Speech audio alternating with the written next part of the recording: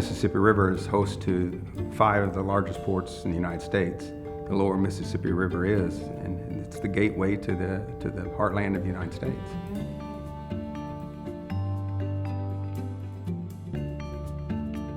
It's an anomaly when you think of the brand name of the Port of New Orleans, and you also think that it's the economic engine of the state of Louisiana, but it's much more than that. Port of New Orleans is a port of national significance.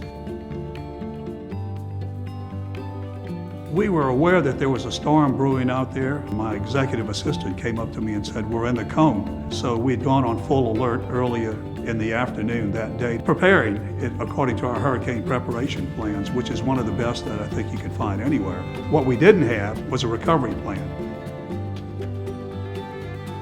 As a pilot, I was anxious to get back. I was counting on, well, we're just gonna, evacuate for a day or two and then just come back and start moving ships again and that sort of thing. But I never realized, I think all of us never realized how terrible destruction in the aftermath of Katrina. The Maritime Administration the next day began immediately working with us to help us to resolve how do you get the manpower back.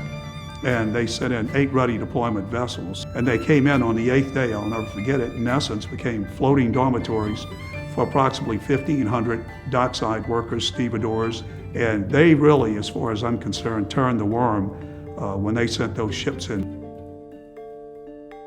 Every time there's a catastrophe, every time there's an event that interferes with navigation, through coordination, we work through it.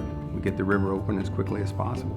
All these work together with the maritime industry, with the pilots, as a model, really, to the rest of the United States and the rest of the world on how you get through and how you restore navigation. When you look back on the 10th anniversary of Katrina, I think it is really important that we continue to tell the story of this recovery. If you look back today, 10 years after, what you're going to see is a much stronger, better run city than you had before the storm, because the people came together and they demanded that they not only rebuild what was there before the storm, but actually rebuild better.